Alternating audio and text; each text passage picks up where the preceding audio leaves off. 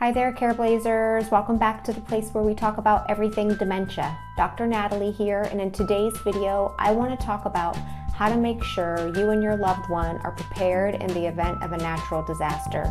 Watching the news coverage recently of Hurricane Harvey and Hurricane Irma, it just breaks my heart at thinking about all of the people who've been affected by these natural disasters, and it especially breaks my heart thinking about all the families trying to calm and make sure their loved ones with dementia are okay in a chaotic and scary situation.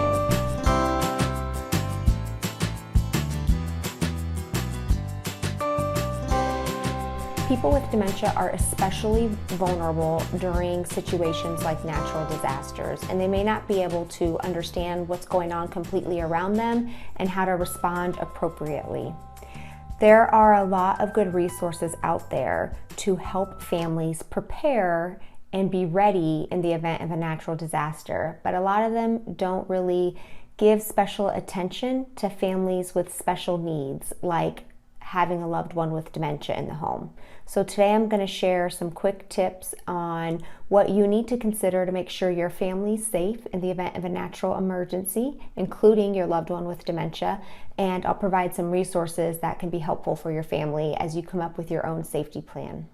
There are 3 things the American Red Cross says you should focus on in order to be prepared in the event of a natural disaster. And that is 1, making sure you have a good emergency kit, 2, making sure you and your family have a plan, and 3, making sure you have ways of staying informed of the events going on around you and staying informed with one another in your family. I want to first take time to talk about the first step, which is having a good emergency kit. There are many emergency kits that you can purchase online. The American Red Cross on their website lists out all of the important things that you should have in your emergency kit. And I will include a link to their suggestions for the minimum things that you need in your emergency kit. But what I really want to do right now is to focus on the unique things that you as a dementia caregiver will need to make sure to include in that emergency kit so that your loved one with dementia is taken care of. Things you want to consider adding to an emergency kit include things like your loved one's medication lists. If possible, having extra supply of medications available is helpful.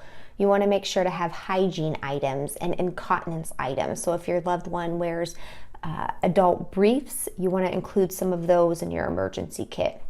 Try to have a change of comfortable and easy to pull up and pull down clothes available for your loved one, and label the inside of their clothes either with your emergency number or their name. You also want to have copies of legal paperwork like guardianship or power of attorney. Include things like an extra pair of Velcro shoes, eyeglasses, copies of their social security card or insurance card. You want to include in your emergency kit the name and contact information for their primary care doctor, and things like their favorite snacks and familiar comforting items. So if they have a favorite blanket or a favorite object, if you can have a duplicate for the emergency kit, that would be helpful for your loved one to calm them during times of natural disaster.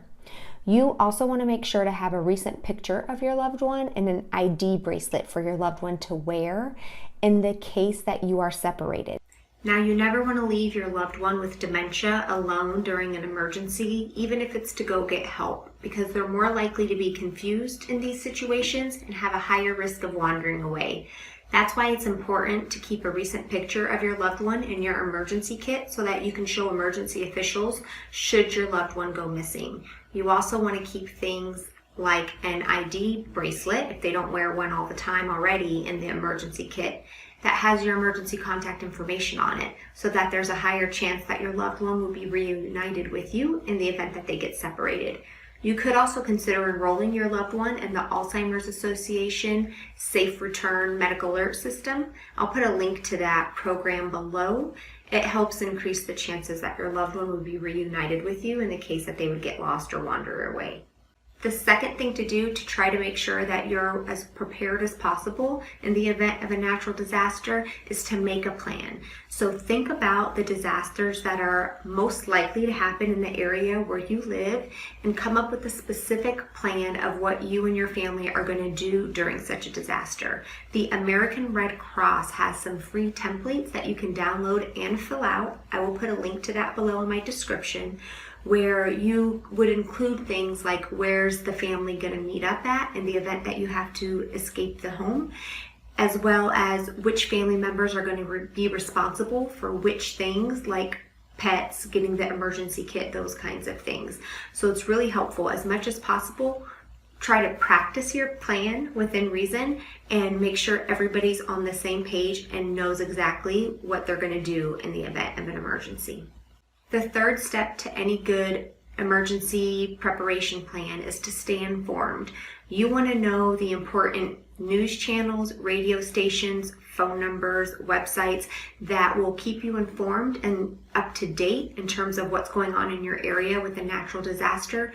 You also want to have an emergency contact card with important numbers already written out on a card, wallet-size card, including numbers of family members and friends. In the event that you can't access your cell phone, which has all of those numbers already stored in it, you want to have those written down so that you're able to have the number when you need it and not have to rely on memory during a time of such high stress. Again, the American Red Cross has a free template that you can fill out and then keep in everybody's wallet so that they'll have it on them during an emergency, and I'll put a link to that below as well. In addition to having emergency numbers and the phone numbers of important family members and friends that you want to stay in touch with during an emergency, you want to also keep the Alzheimer's Association 24-hour toll-free number in your emergency kit so that you can call them with any questions or concerns you may have related specifically to your loved one with dementia during an emergency. Right now, during the Hurricane Harvey and Hurricane Irma going on their main front page, they have a reminder for loved ones to call them if they need any help whatsoever dealing with their loved one with dementia during a natural disaster. Now again, I really hope you take some time to think about what your emergency preparation plan would be, especially considering building that emergency kit with dementia-specific items in it for your loved one. Careblazers, I hope this video has been helpful to you. I hope that none of you ever have to use this information that's involved in this video, but if you do, I hope that it helps you stay with your loved one and keep your loved one safe and calm as much as possible. You also want to make sure that you're always practicing your comforting techniques to your loved one in the event of any stressful or emergency situation. Offer them reassurances, hold their hand, stay close by, give them hugs, let them know it's going to be okay. Whatever you need to do to make sure your loved one stays as calm as possible. You might find that in trying to calm your loved one and keep them okay, it helps keep you okay as well. All right, Careblazers, until next week, bye.